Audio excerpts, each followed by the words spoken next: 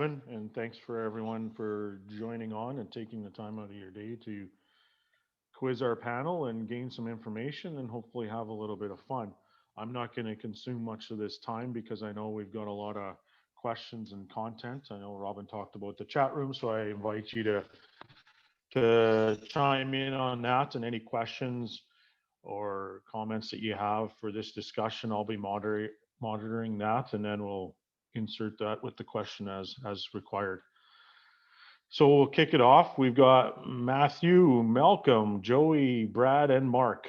So thanks to these fine gentlemen for joining on and sharing their experience and wisdom with us.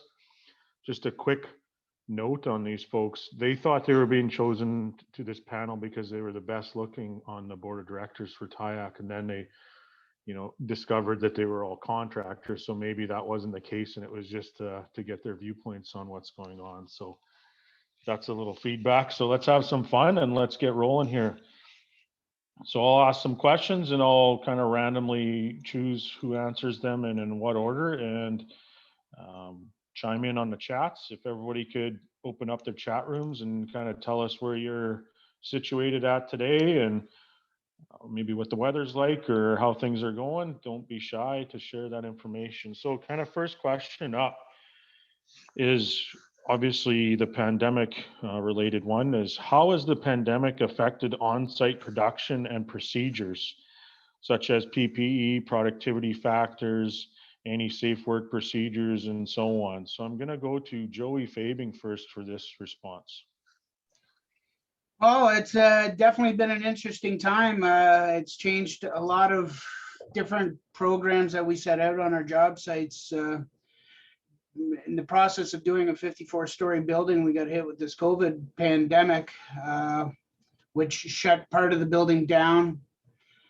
For a production process, everybody slows down. Everybody's worried about what's going on with their fellow workers or with what's going on at home. They're not sure about what's going on. Within that, with that being said, within the meantime, they've set up a self-testing, not a self-testing, but a testing station on job site. We have to have our men tested twice a week. When you're running 25, 30 guys on a job site, and it's about 2 hours per man to get them up and down and back to their job space to work, it becomes very, very lots of cost to it. So that's probably the biggest time. The other biggest thing that we ran into is we had a hoist on the side of the building, was carrying 40 men at a time. Once COVID hit, they knocked that down to 4 men.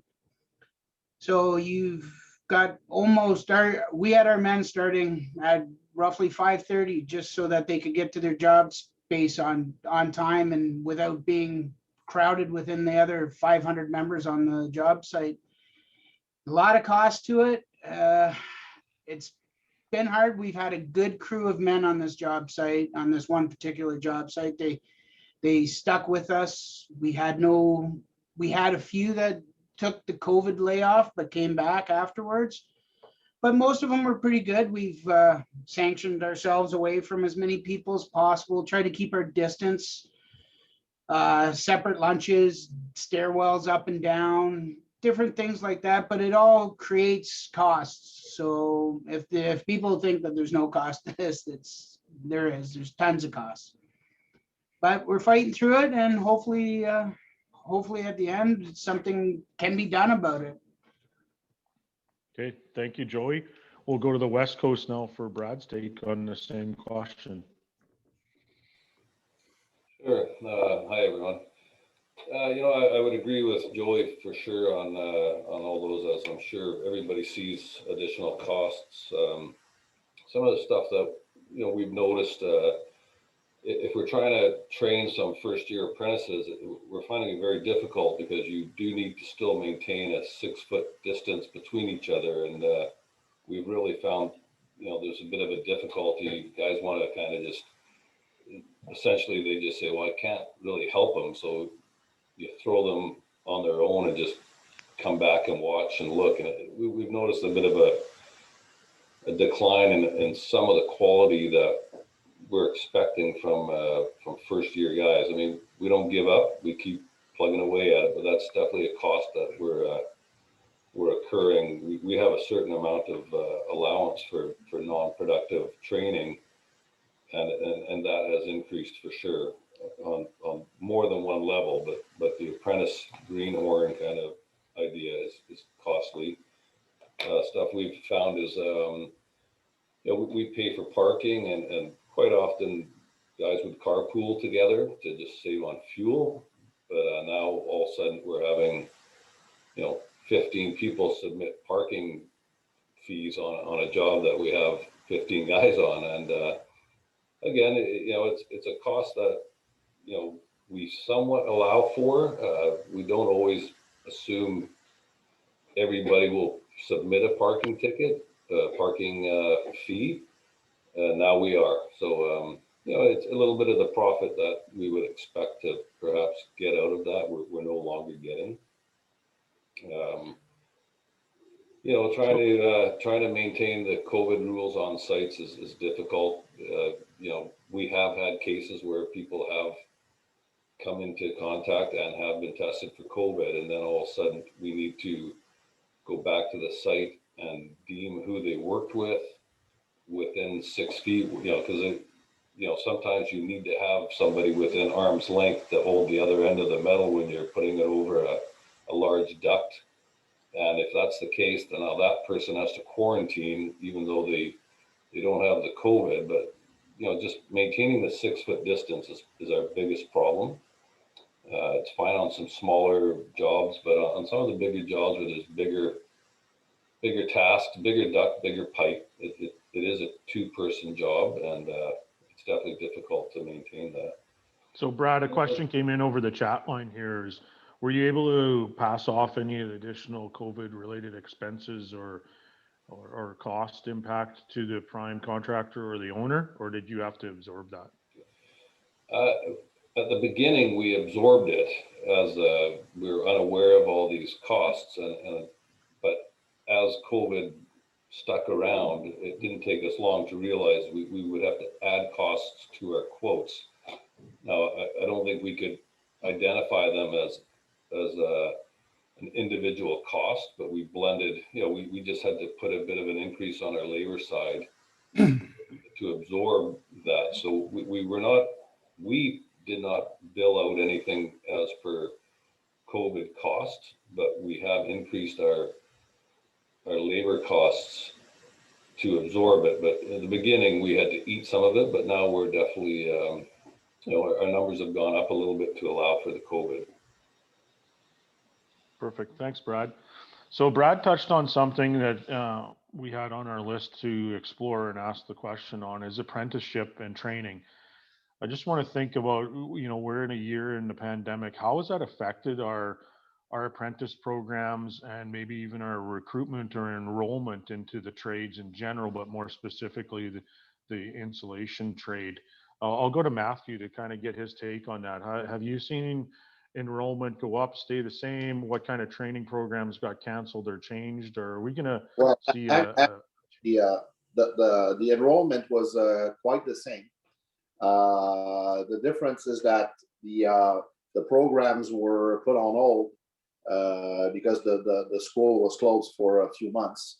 So we were supposed to have around 25 new apprentices out of school in the month of June last year, but they finally got out around November.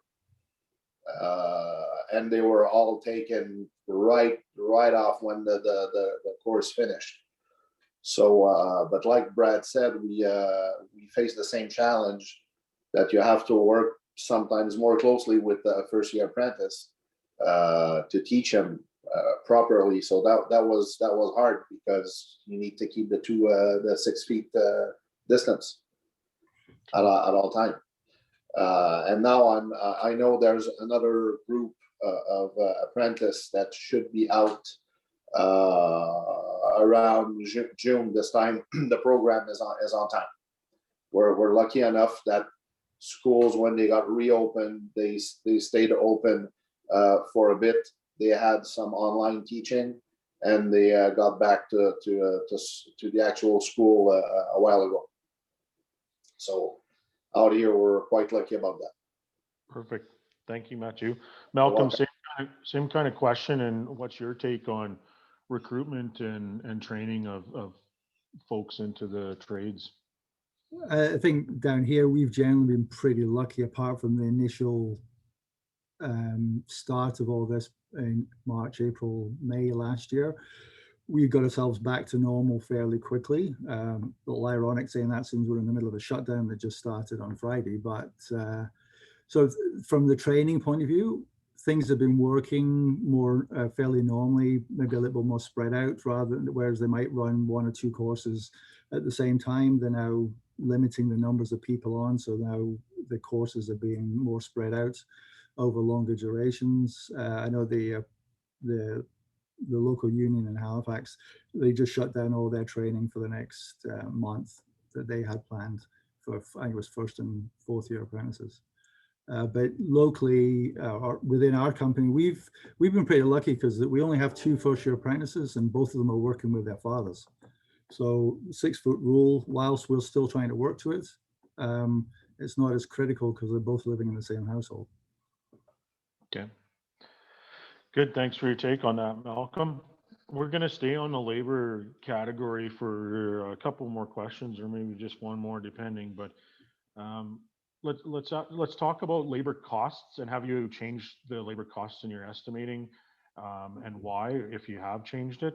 And then the second part to that, have you seen less appetite for travelers or people willing to go out of their, direct region where they live to a project? And Mark, I'll table that question to you first.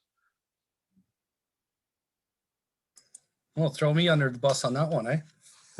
Actually, I'm surprised with we're on different job sites, of course, and I thought that the travel one that we're on would be harder. We found the ones that have subsistence, we have no issue getting manpower. It's the ones that have camps. Obviously with camps, it's a little bit more problems with COVID. And I know for the last 2 days, 3 days, even the news for Alberta up in Fort McMurray, there seems to be lots of cases. I'm not going to pick on any company up there, but there's one that seems to be like a 40% thing of people being infected. Like I said, for us, you have to allow for some extra costs for that. The big thing, like I said, is we found surprisingly the ones that actually are paying subsistence, not an issue getting any manpower. The calls are being filled, and that's from people all over. You pick a place, they seem to come. That's my addition for that. I guess the only other thing I can add is I know on some previous stuff you were asking, you got to make sure that you allow for more. If you're allowing for trailers, you got to allow more lunchrooms. You can only have so many people in there. It's small things that are costing us. You can't have water for water stations. You're supposed to have bottled water. And with our green initiatives that are happening across the country, they don't want to see bottled water, but that's the way around to getting it. Microwaves, you think little things like that for heating up things. Most job sites don't want to see microwaves on the job sites anymore. So it's just a little bit of everything that's costing you some money here, but it's something that you have to adapt to. But I think the little miscellaneous stuff that Brad and Joey's been talking about, that is what's been costing the contractors. And trying to get that reimbursed back is definitely a tough sell. Have you seen any changes to contracts, maybe from the last year to this year? Has there been anything written in by the owners that's different? Not much with the owners. I know with us for bidding, we definitely have it in all our bids. Whether you can negotiate it afterwards or it's one of your items that you definitely want to bring up when you're across the table trying to get a contract. some owners will let you adapt to some of the costs. Some owners will supply the trailers and the water and that. That's probably a safer way of going. But it doesn't always work for everybody. Perfect. Thanks, Mark, for your feedback on that. No problem.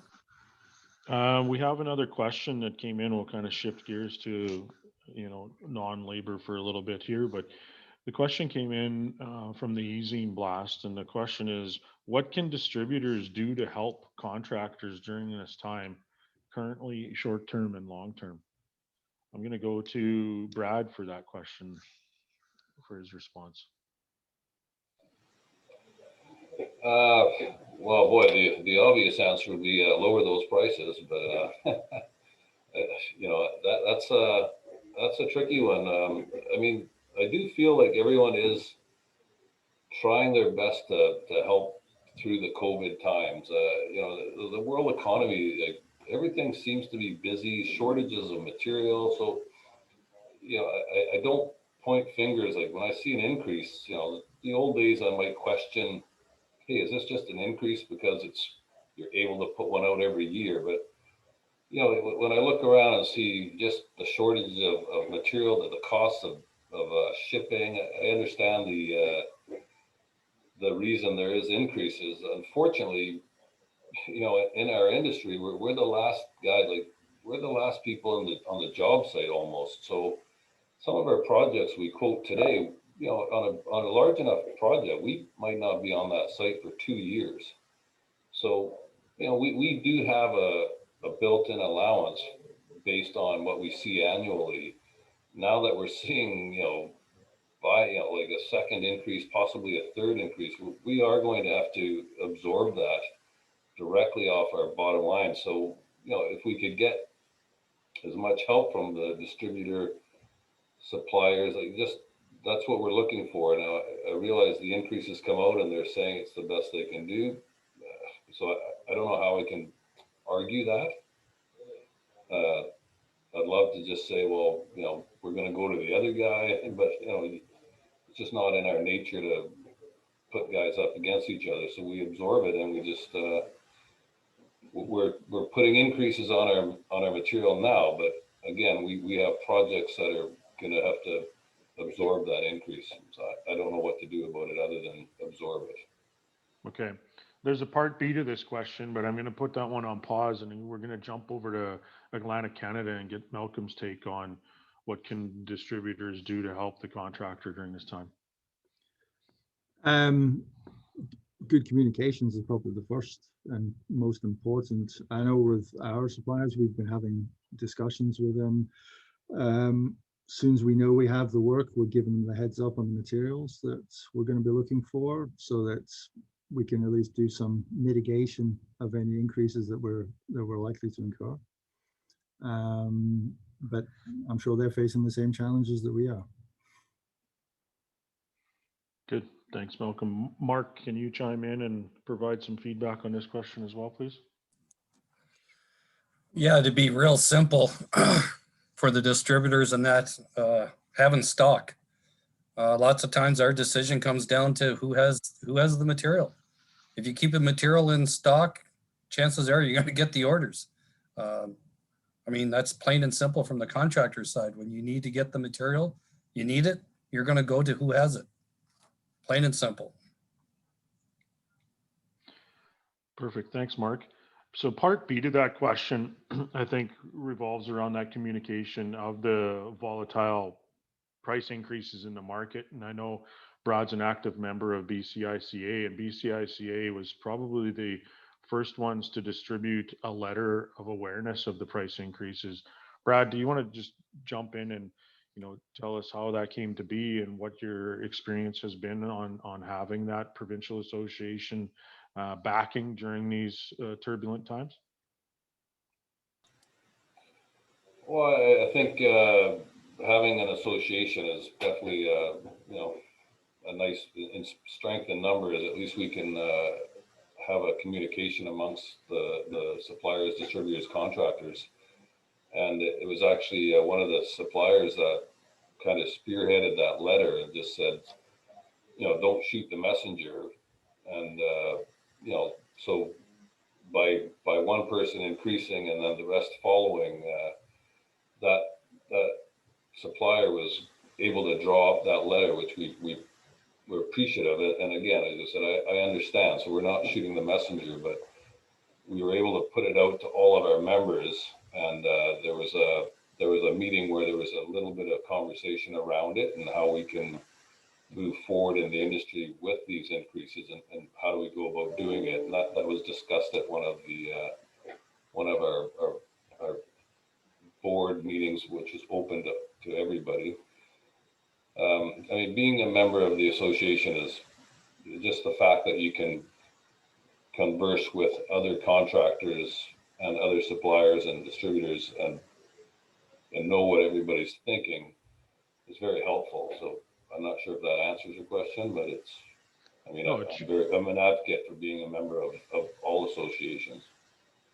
No, it sure does, Brad, and thanks to BCICA and your activity to get that kicked off, because that spawned a lot of conversation and awareness and communication from all different associations.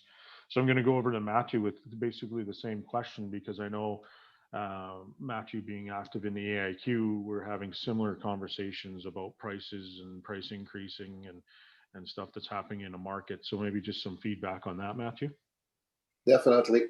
On our end, I can tell you that we're going to take example of that letter sent by BCICA.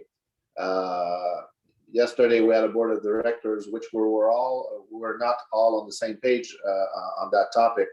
But personally, I think that it's really important to keep our member aware of the situation, because some smaller one-shop type of guy companies, which there's quite a bit, unfortunately, they probably sometimes they don't take time to get all the information that they should have and look ahead. They are much more day-to-day type of operation. So a letter like that can really help a lot of people.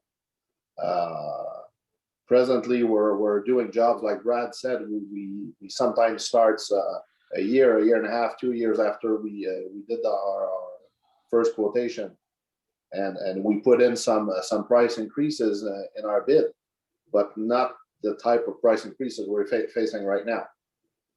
So it could be really harmful to a lot of contractors if you don't pay attention to those price increases that are going to come in the next months and the next year. Perfect. Thank you, Matthew. We had a question that came in over the chat line, and I think, Joey, you kind of spoke of this earlier, so maybe it's something that you can table here, was how have the overall project schedules been impacted? Has the actual productivity went down? And if so, have the owners been receptive to any kind of changes? Well, first of all, owners are never receptive to any changes going forward on a job site, especially when production starts to slow down. When our big tower, when COVID hit in the big tower, we put out our force majeure letter, which impacts every schedule that is issued from that point on. To this date, we're still not running as per schedule. Problem being with that is the job was off by 13 months when we started it. So the pressure put on us to keep going, production not failing, but slowing down due to COVID, less men on site. It became pretty stressful at times, but with the schedules there to this day, we're still not, they issue schedules, but there's no meaning, especially when we keep getting locked down. Every month we're getting locked down. So no, we're not following any schedules at this time on that bigger project. Smaller projects that have just started, and we're now into the groove of COVID. I guess you could say it's a groove, but those schedules have not been impacted, and we're moving forward as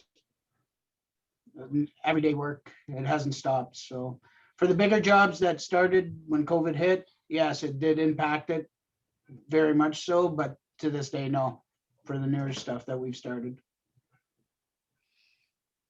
Perfect. Thanks, Joey. Malcolm, do you have anything to add along the topic of productivity loss, schedule slippage, and the owner's receptiveness to accept? Firstly, on the owner's acceptance, as Joey said, they're never willing to accept delays. They want you to pick up the slack and at whatever the cost. But we've not come to a point of having to issue a force majeure contract or letters to anybody yet, but we've been able to work with our customers, and we tend to find that as long as we got people on site, they're happy with that. But we are also now seeing as well that jobs are getting delayed, just because of COVID. We had a shutdown planned for next month that we just got notified today has been put back for at least a month, and may not even go ahead this year. So those are some of the challenges that we definitely have. Perfect. Thanks for your feedback, Malcolm. Next question on the list here is, how have we changed the way we communicate both internally to our teams, whether it's on sites or externally to our potential customers, such as a general contractor or an owner? How have you adapted to the way that's changed? I'll go with Brad on his response first. Yeah, I don't know if there's been a lot of change in how we communicate because of COVID. I definitely think communication over the years has changed because of the computer system. I mean, we no longer really meet and greet near as much. That being said, COVID has definitely put a stall on going out and shaking a few hands and meeting people on site. Very seldom do I leave the office anymore. You're not really supposed to go to site and meet on site. So our communication is definitely electronic via emails and texts, phone calls as well. But person to person, very limited. I do find that has an effect. It's always good to have face-to-face. People like to meet each other and you get to know each other. The jobs run much smoother when you're able to know that you're not kind of throwing somebody under the bus if you have a bit of a relationship with them, that you've met them. Whereas if it's just an email or a text, you don't really care, or we feel that we can get thrown under the bus a lot more if we don't know the person. Other than that, I don't know if COVID's affected communication much more than just, not being able to go meet people. Okay. Thanks, Brad. Mark, same question and your feedback and take on that. Well, definitely there's been less, for us, it's been less face-to-face for office. Definitely more Zoom calls, more emails. That's changed. Obviously, I'll change I'm used to going in the office, and now of course I'm working from home, but I have to go to a job site. That's just one of my things that I have to do. To tie back to saying that the crews, you're talking about the schedules. I have to go back to that just 1 minute. Definitely the schedules have changed, but there's good and bad. It's like a double-edged sword. Yeah, where you might have needed 50 men to finish the schedule. Well, the schedule is stretched out and now you need 30. It sounds good for production, but the problem comes back to where the materials, you're not getting exactly what you might have different releases. Stuff that you have planned to do now has changed. And that goes back to where the distributors, it's hard for us to tell the distributors, hey, we need this material. So I hate to change sort of the subject on that, but it kind of all ties into the schedules face-to-face. I mean, it's just, this COVID has definitely been a challenge for not only for us, for suppliers, owners, distributors. I mean, we're all in this together. Absolutely. Thanks, Mark. And don't hesitate to jump back to something or even ask another panelist a question amongst ourselves, because I think that natural conversation and that flow is important here as well. Yeah, So, I think the lump sum ones is the issue. Lots of times I see the maintenance ones that we have in Alberta here, the shutdowns have definitely stretched, and it's stretched from what last year we had planned for, a shutdown was supposed to be for 2 or 3 months. We're seeing now that the shutdown, even when we started, it's stretched out to 4 or 6 months because they know it's going to be less people. At the end of the day, it is what it is. The lump sum ones, Malcolm, Joey are probably more accurate where the owner doesn't want to see it stretched out. But for us, you can't insulate the pipe if the pipe's not in. So we definitely have things to go back on, but the owner definitely doesn't want to. The owner still wants their plant done, unfortunately. Matthew, let's go to you for your take on communication, both internally and externally through the last year. Well, it's quite similar to Brad. It's still quite common to go around and shake hands and with your good customers to grab a lunch or dinners once in a while. And of course, since COVID is there, all of that completely stopped. Yes, lots of electronics for a while, but on my part, I try to do the more phone calls as I can. I think, or Zoom, but some people are not up to speed. So a good phone call could last 10, 15 minutes. So it's a little bit of PR at the same time, and it helps the relationship. What I found hard though is with our own team.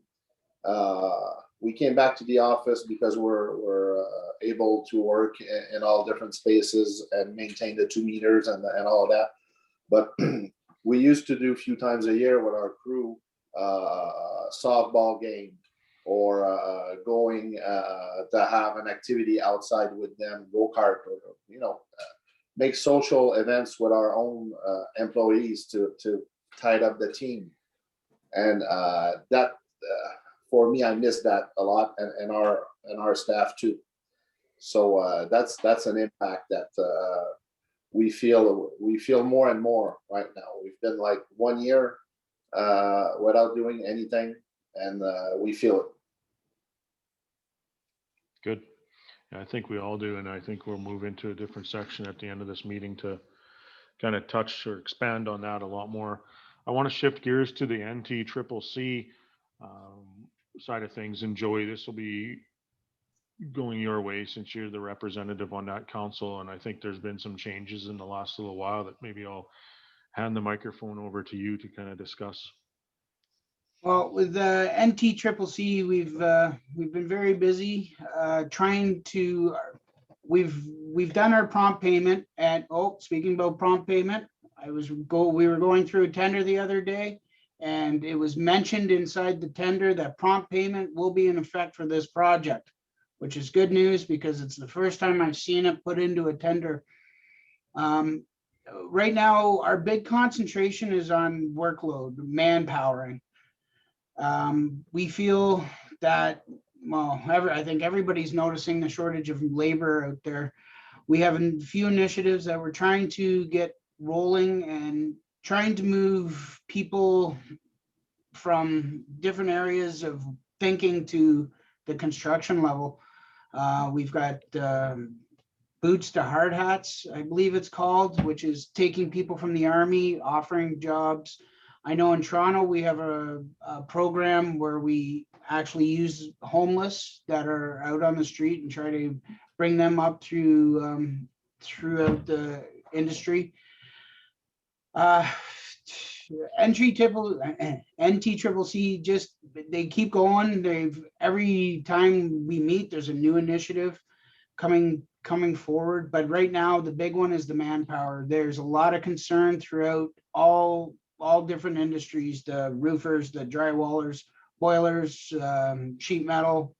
They all see the same problem. We will be out of labor shortly. In Ontario, that is right now, is our biggest concern. But from what we hear, it's across Canada that it's going to become the biggest problem in our industry. Does anybody else on the panel have some viewpoints on what Joey presented?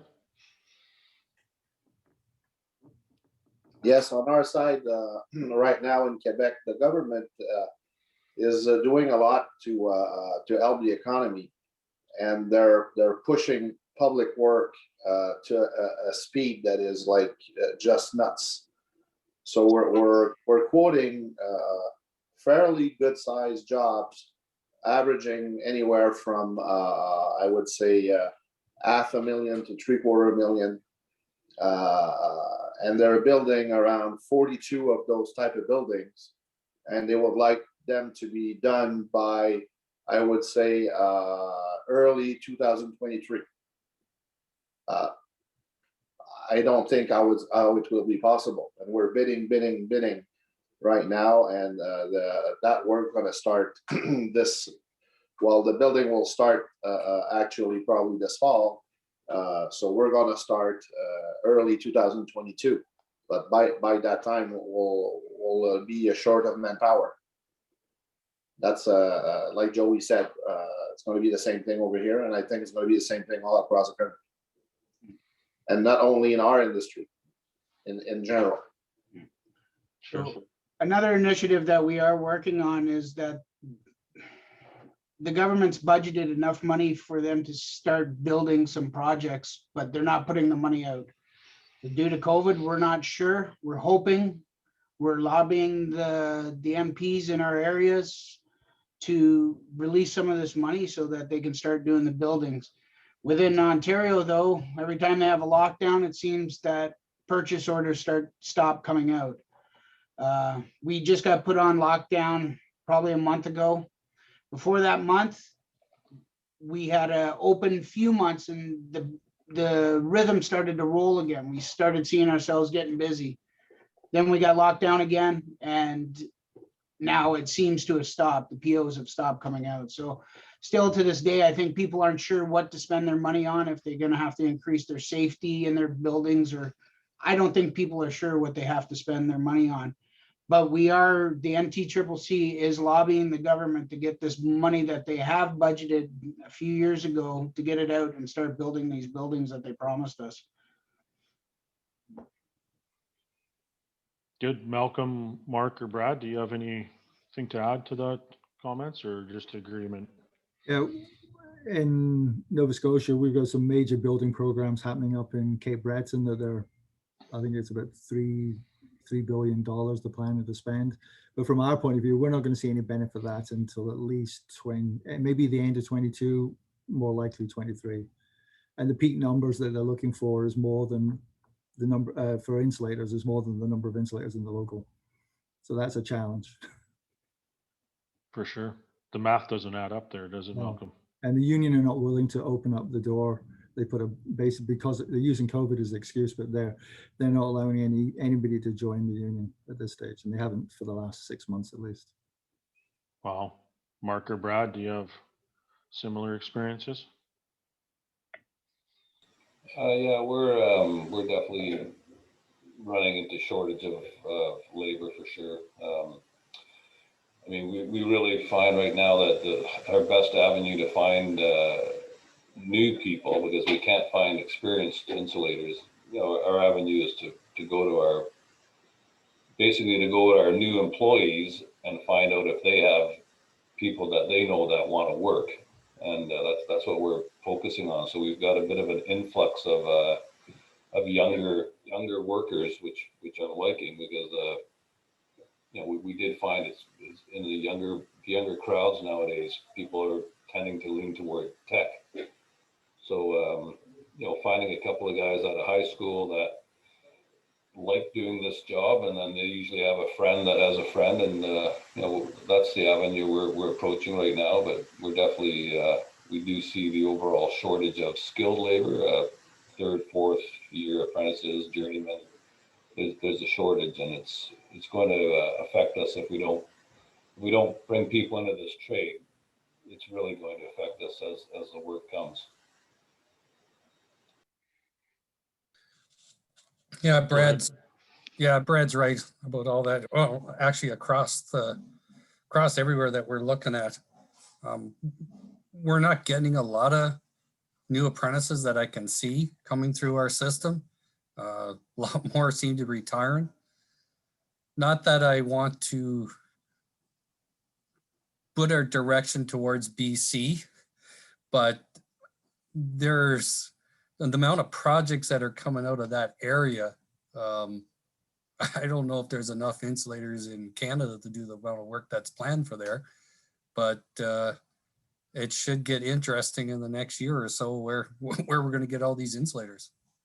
I don't have an answer for it. Sounds like Quebec needs more. Yeah. No, you don't want us to go your direction, Brad, but man, there's a lot of, just the amount of, the LNG stuff, just, where they're going to get the manpower from there, the stuff that comes from there, all the plants that are around that. I mean, it's going to be interesting coming up when it does hit. Sure, absolutely. Thanks for everyone's take on that. And I think that painted a pretty clear picture coast to coast to coast for our participants here. I'm going to kind of shift gears a little bit because I think we've talked a lot of aspects about business and the impact that we've felt over the last year. I'm going to shift to mental health and mental health awareness, not only in the workforce of our teens, but also ourselves and our family. And I know that's been a hot topic for myself and going through kids in and out of school and just the activities start up and then they're shut down. And we have teammates that are experiencing some tough times on different variables. So I'll just share with some tips and tricks that I've been implementing both at home and at work that have seemed to garner some success. And we'll kind of go across the panel there as well to share that and have an open discussion. One of the things, with young kids being active, we tend to try to take to the outdoors as much as possible. And we've had to kind of adapt to all different seasons to make sure you have the right gear and equipment to do such things. I know it's been a shortage across North America and the globe to get certain recreational items, but you kind of adapt and change that. And we've looked at our teammates within work and tried to give them guidance and support to do those certain things as well. One of the most recent things we've done is a walking challenge, and it's to try to deter video conferencing all the time, because I know there's days that you log onto your computer and you're on it for too many hours and you're not standing up and moving around. So to make a walking meeting, even though you're not face to face and you're hearing birds chirp from different areas and talking about different things, totally changes that perspective.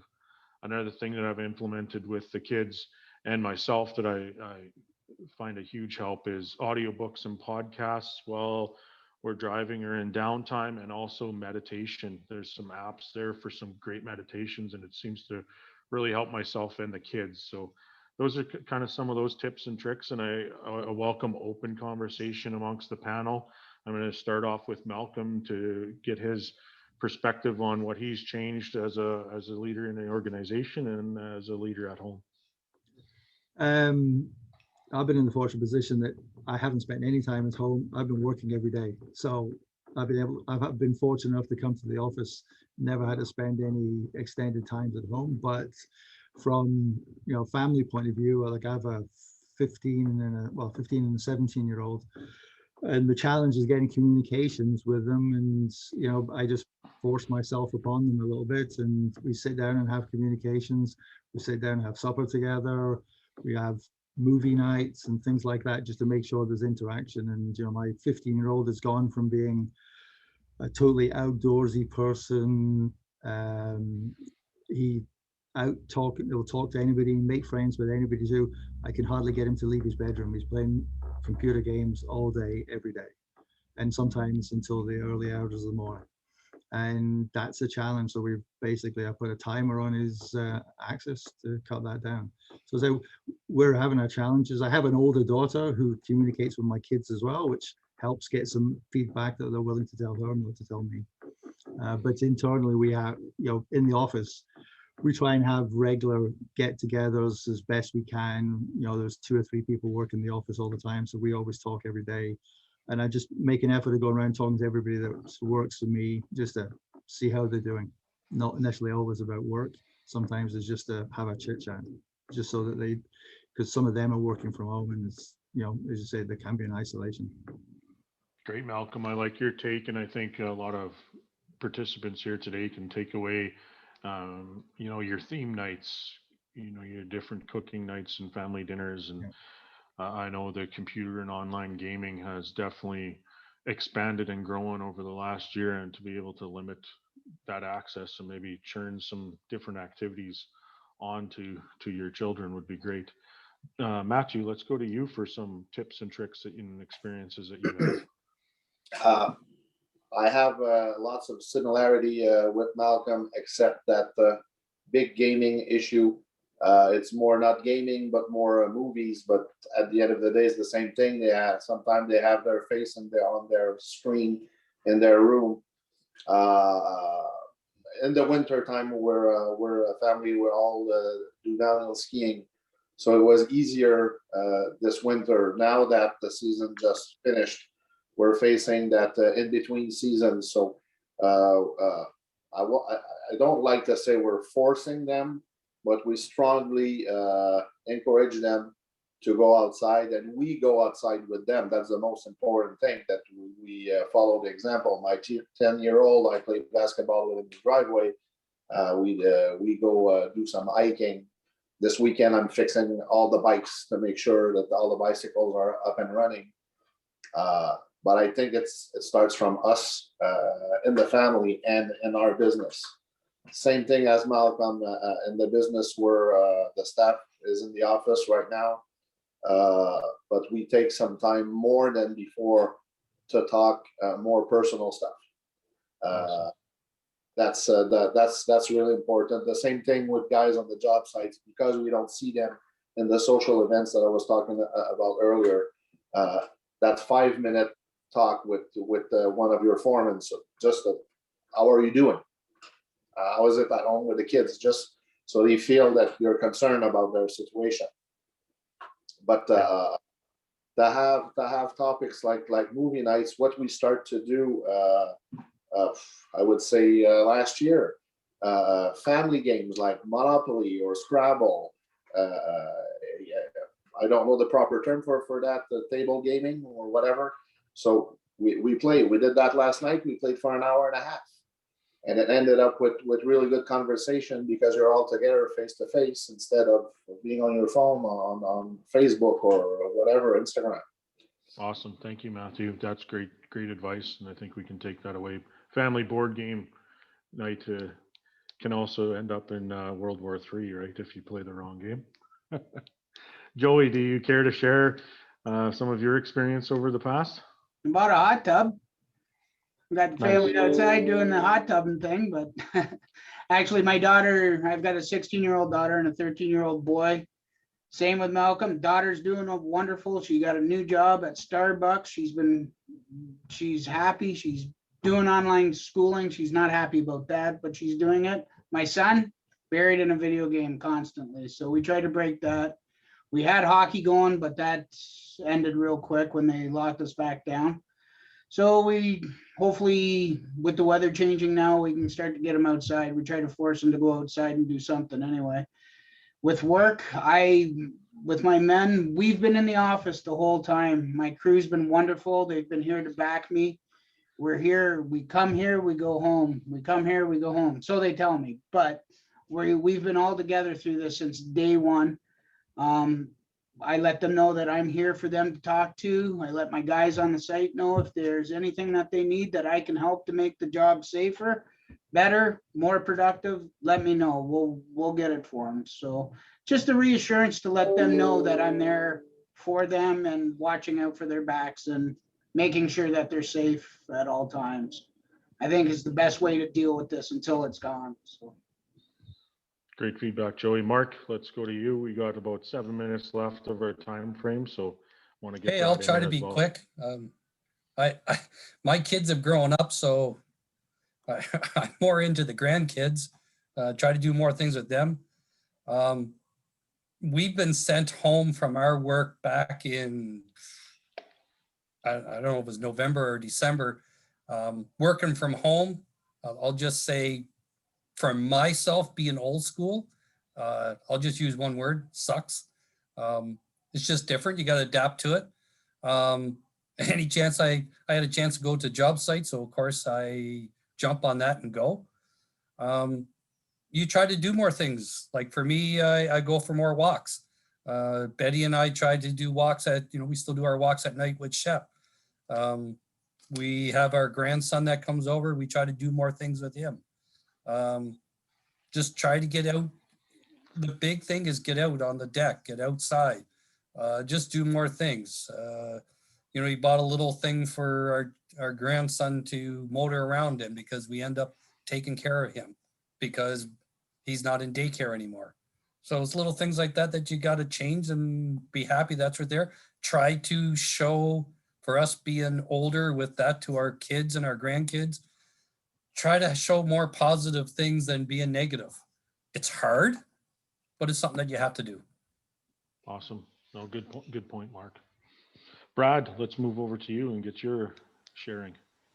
Sure, I think I'm along the same grounds as everybody who's mentioned it and everybody who's listening. It's trying times, and trying to do more stuff with your family is obviously the reward is very beneficial. As soon as I hang out with the kids, whether they want to or not, this right away we see a bit more of a smile on everybody's face, whether it's just a get together at dinner time and talking more, maybe a walk afterwards, a bike ride, but the effects are there. So I'd recommend as much family time as possible. As far as business goes, I suggest you look around to some of your local associations. So we have our local ICBA offered a wellness program recently, and one of our fellows in the office here, Brian, he's signed up for it, and it's I'm just going to read like 33% of laborers in the skilled trade report poor mental health. WorkSafe says there's health claims are up 25%, suicide is up 7 times, 55% overdoses. So all of this can be related back to some of the COVID. So we are trying to learn more through like Brian is taking these seminars and then being the liaison between the people in the field and the office itself. Just trying to make sure people are aware that, there is avenues. We are there to help. If we can't help, then we'll do our best to point you in the right direction. It's some of it's small little things, some of it's larger, but it doesn't take much to realize that there's definitely some social anxiety, the COVID effect of just not being able to get out and greet people has a real depression effect. So we're trying to stay on top of that. One of the things we've done in the company, we've started a newsletter. So every month we send out a newsletter to every single person on the payroll, and it's done by email, and it's just a little bit. There's a little story involved, a bit of a happy-go-lucky, uplifting story, and then a little blurb on how insulation, helps the world be a better place, and it's a positive flow, and we've had a lot of feedback on that. People are saying, "Well, I appreciate the newsletter and keep them coming." So I'd recommend looking into something like that to keep the morale up a bit. Those are a few things that we've moved forward to. Awesome. Thanks, Brad. I know we're up against the clock and I want to respect everybody's calendar. So I want to take time to thank the panel and Robin for setting this up. The participation has set a new record for webinars by TIAC. So with that being said, I think everybody knows that today's talk was really focused around contractors and that kind of take, and a lot of distributors and manufacturers were on this call as well. Stay tuned for webinar panel session number 2 that'll have a different panel and probably have a different sector's take on things. So appreciate that, and also stay tuned for some news on potential conference happening. I think by this participation and the appetite for connection and interaction, we are working diligently to get that in place for 2021. Remember, take care of each other and reach out to any board member. I know myself, I'm available for any kind of comments, feedback, challenges, whether it's positive or negative. I welcome it. And I know we've got a great board of directors to get us through this, and the future is looking bright for TIAC. So thank you to everybody. Again, it's recorded. Ask me any questions. The chat room is going crazy with thank you. So high fives and hugs to everyone here. Thank you so much.